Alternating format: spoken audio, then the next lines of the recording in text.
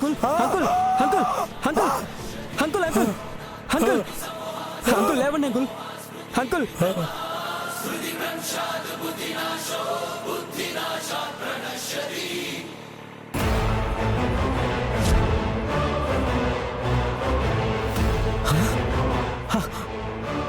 లంక దేవరాజు దేవరాజు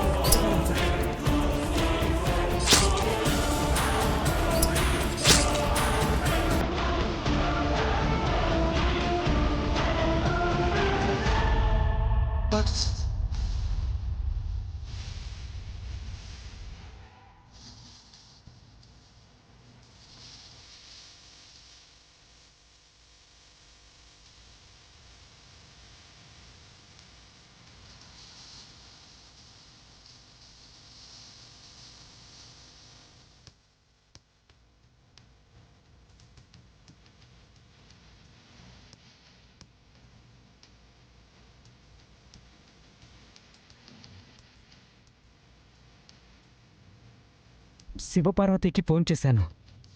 ఈ పాటికి గంగా వాళ్ళకి చెప్పేసి ఉంటుంది. ఎంతసేపు అయినా రాలేదేంటి?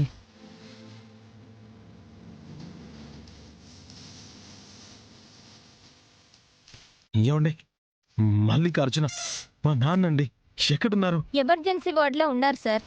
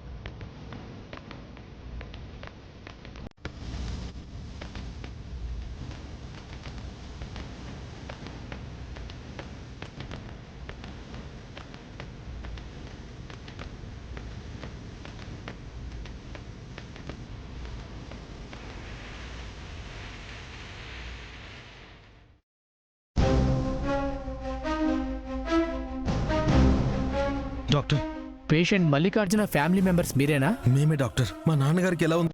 కండిషన్ అయితే చాలా సీరియస్గా ఉందమ్మా. కత్తితో 2-3 సార్లు బలంగా పొడిచినట్టున్నారు.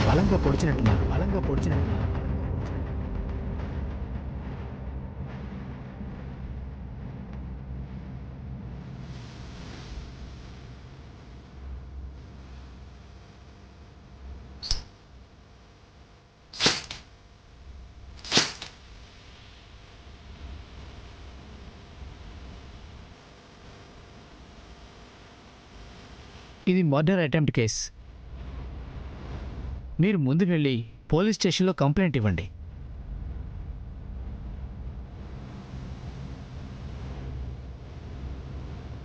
ఎక్స్క్యూజ్ మీ డాక్టర్, నేను 2 టౌన్ సబ్ ఇన్స్పెక్టర్ని. అవసరమైతే హాస్పిటల్లోనే కంప్లైంట్ తీసుకుంటాను. ముందు అయితే పేషెంట్ని బ్రతికించే ప్రయత్నం చేయండి. ఆపరేషన్ చేయాలి సార్. చెయ్యండి డాక్టర్, మా నాన్న బ్రతకాలి. ఆపరేషన్ చేయాలంటే 5 లక్షలు డిపాజిట్ చేయాలి.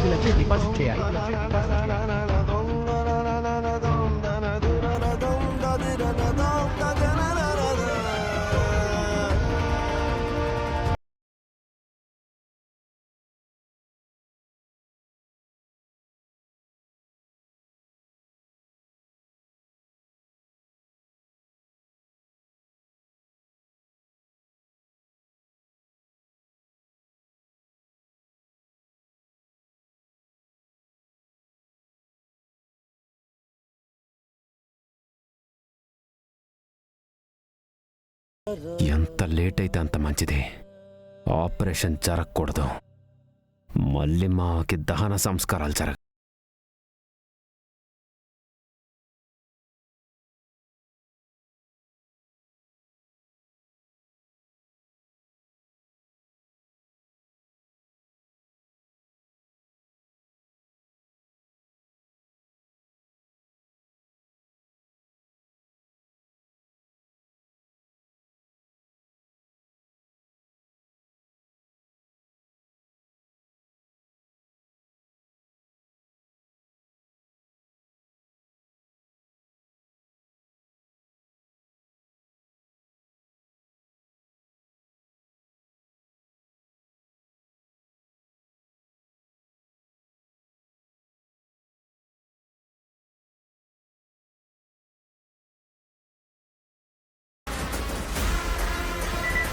అమ్మా, దేవ ఫోన్ చేస్తున్నాడు. వినిపించు. చెప్పు దేవా. మళ్ళీ మామకు ఆపరేషన్ చేయాలంటున్నారు నాన్న. తస్సదియ్యా, ఇంకా బతికే ఉన్నాడా వాడు? పొడిసినోడు ఎవడో గాని ముందు వాడిని అనాల. పొడిచింది నేనే నాన్న. పొడిచింది నేనే నాన్న. పొడిచింది నేనే నాన్న.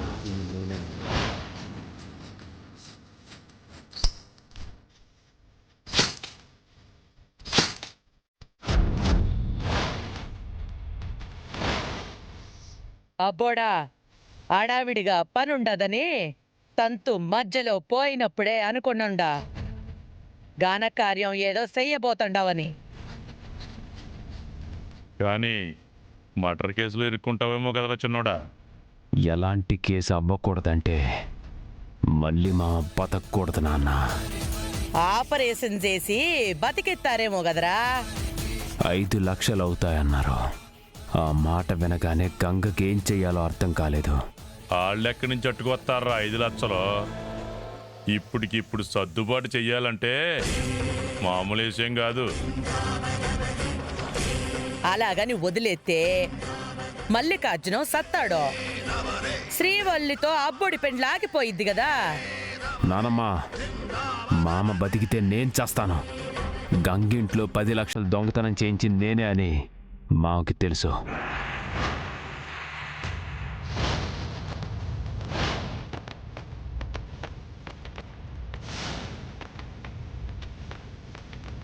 గంగ కోపం నీకు శాపం అవరాదంటే వాడి అబ్బ సావాలా. ఇంకొక పోటు పొడవాలంటే కష్టం నాన్న. అవసరం లేదురా అబ్బోడా. ఆపరేషన్కి 5 లక్షలు తీసుకురాలేక గంగా నలిగిపోతాడు.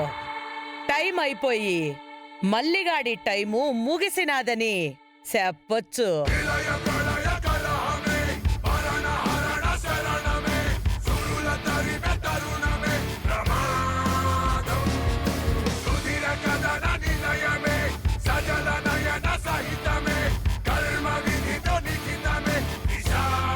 దేవా, నువ్వు వాడు ఎక్కువసేపు ఉంటే సాయం చేయమని అడుగుతారు.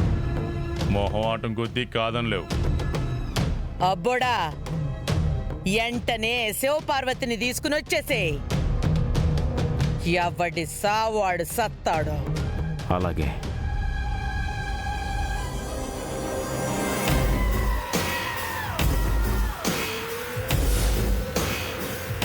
అమ్మా, మల్లిగాడు కూడా సావిత్రిగాడికి పోతే ఇక గంగా ఆడి చెల్లెళ్ళు అనాథలైనట్టే.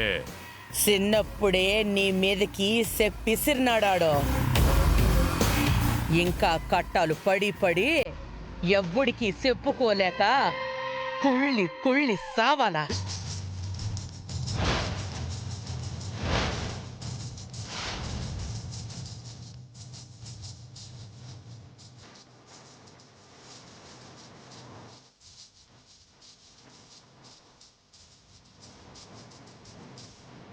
డాక్టర్, చెప్పండి. ఇప్పటికిప్పుడు 5 లక్షలు అడ్జస్ట్ చేయడం చాలా కష్టం. మా నాన్నకైతే ఆపరేషన్ చేయండి. ఒక 2-3 రోజుల్లో డబ్బులు తీసుకొచ్చి కట్టేస్తాను. సార్, మానవత్వంతో మేము ట్రీట్మెంట్ చేయొచ్చు, కానీ ఈ హాస్పిటల్ ఓనర్స్ ఒప్పుకోరు. డాక్టర్, 5 లక్షలంటే మాకు పెద్ద మొత్తమే. సారీ సార్, ఈ విషయంలో నన్ను ఎక్కువగా ఇబ్బంది పెట్టకండి. మీ నాన్న ప్రాణాలు కాపాడుకోవాలంటే సమయానికి డబ్బు, వైద్యం రెండూ అందాలి. అర్థం చేసుకోండి ప్లీజ్.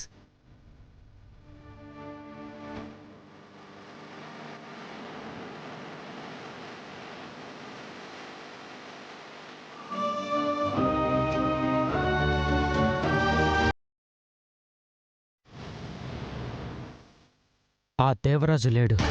ఇప్పుడే గంగకి జరిగిందేంటో చెప్పాలి.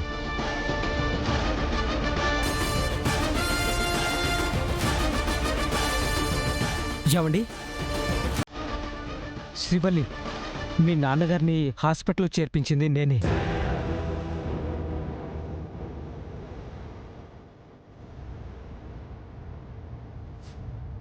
చాలా థ్యాంక్స్ అండి.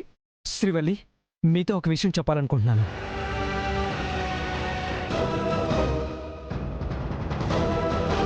అది హలో,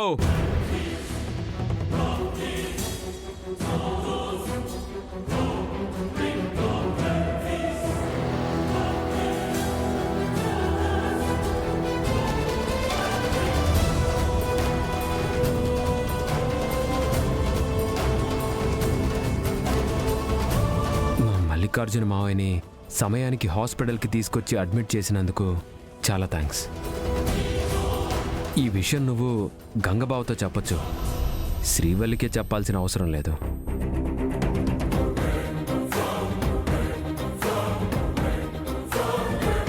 మీ సంబంధం క్యాన్సిల్ అయిన తర్వాత దేవాబాబే శ్రీవల్లిని పెళ్లి చేసుకోవాలనుకున్నాడు. తెలిసిందండి.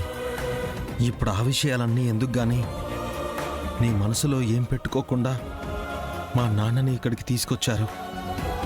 మీ మేలు జీవితంలో మర్చిపోలేను. భలేవారే, ఆ సిచ్యువేషన్లో ఎవరున్నా నేను అలాగే రియాక్ట్ అవుతానండి.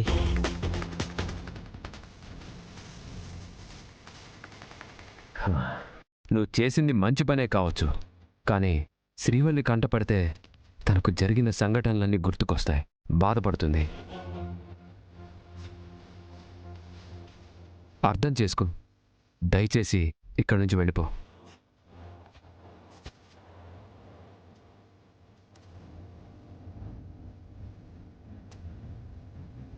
నీకే చెప్పేది. అన్నయ్య, నువ్వు పోలీసు వాళ్ళ మాట్లాడకు. అతను సహాయం చేసినందుకు చాలా పొలైట్గా మాట్లాడాలి. అది కాశివ, మళ్ళీ మావయ్య సిచ్యువేషన్ బాగాలేదు కదా. మళ్ళీ ఈ షణ్ముఖాన్ని చూస్తూ ఉంటే ఉన్న బాధకి ఇంకో బాధ తోడవుతుంది. అదే నేను చెప్తున్నాను. అది కాదు షణ్ముఖం, ఏమనుకోకండి, బయలుదేరండి. సరే అండి.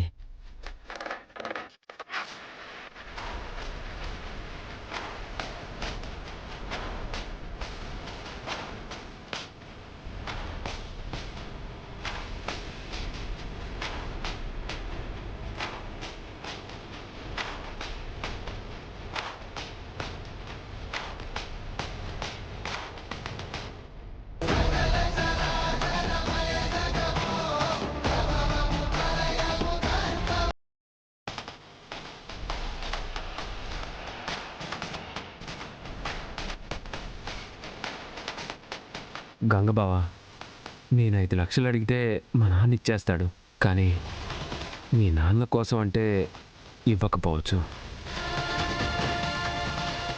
నీకు నేను సహాయం చేయాలనున్నా చేయలేకపోతున్నాను బావా. మా ఫ్రెండ్స్ని ఎవరినైనా అడిగి డబ్బులు అడ్జస్ట్ అయ్యే ప్రయత్నం చేద్దాం. పర్వాలేదు బావా, నేను ప్రయత్నిస్తాను.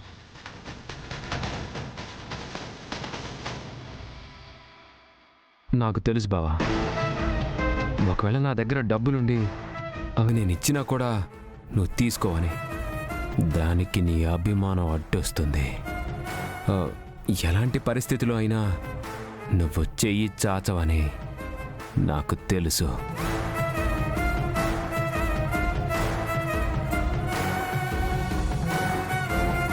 కానీ ఇప్పుడున్న పరిస్థితుల్లో డబ్బులిచ్చేవాడే దేవుడు బాబు.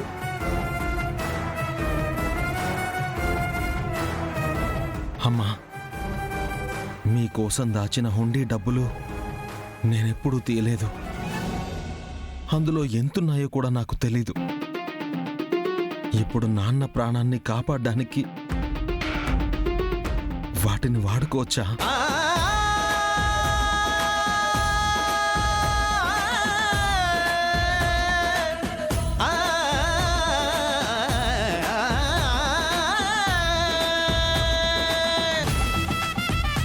అదేంటన్నయ్య, నువ్వు రెక్కలు ముక్కలు చేసుకుని ఆ హుండీల మీద మా పేర్లు రాసి 100, 200 ఎంతుంటే అంత వేసేవాడివి. ఇప్పుడు వాటిని తీసుకోవడానికి మా అనుమతి కావాలా? నువ్వు పర్మిషన్ అడిగితే మా ప్రాణం పోతుందన్నయ్య.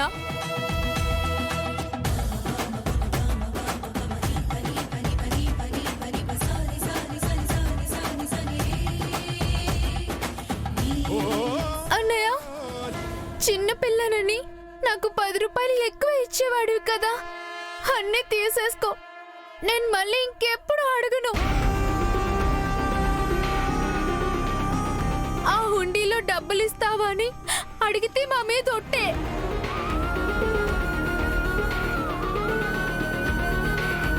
హే, ఊరుకోండి. మీరు అలా మాట్లాడితే బావ ఎంత బాధపడతాడో తెలుసా? సరే, ఇప్పుడే వెళ్ళి ఆ హుండీలో డబ్బులు తీసుకొస్తానమ్మా. నాన్న జాగ్రత్త.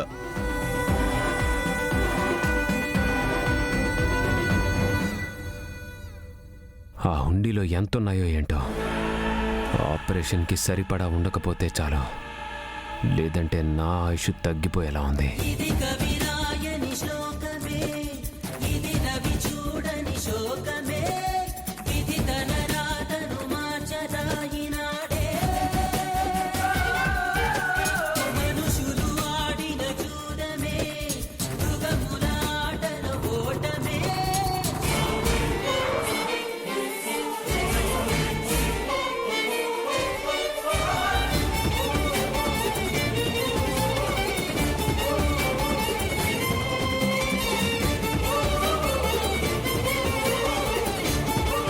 స్వామి, నీ దగ్గరికి నీ చెల్లెలు పైడితల్లమ్మని చేర్చడానికి నిప్పులు తొక్కాను.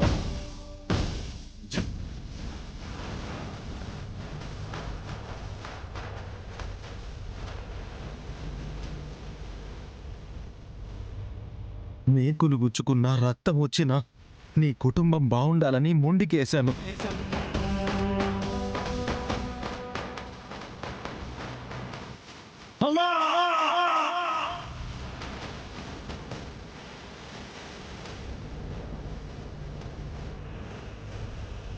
ఆ రోజు ఊరు మెచ్చుకుంది గాని నువ్వు నాకు చేసిందేమీ లేదు. ఇలా అంటున్నానని దయచేసి ఏమనుకోవద్దు. నా తండ్రిని బ్రతికించు, తన ప్రాణాలు నిలబెట్టు. నా చెల్లెళ్ళ భవిష్యత్తు కోసం పోగు చేసిన ఈ హుండీలో ఉన్న డబ్బుల్ని నాకు ఎంత కష్టం వచ్చినా ఎప్పుడు వాడుకోలేదు. కానీ ఇప్పుడు నాకు జన్మనిచ్చిన నాన్న కోసం వీటిని వాడక తప్పట్లేదు. మా నాన్నని కాపాడు స్వామి, కాపాడు.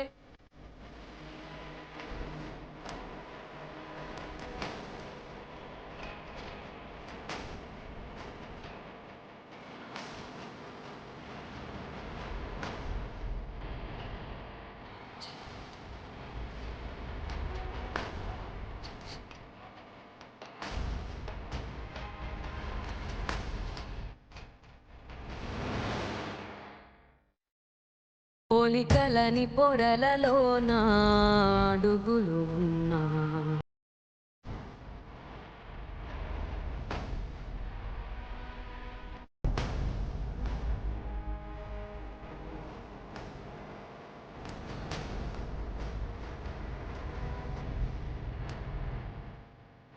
కన్నీరు కూడా భాషలే కగుముగబోయనా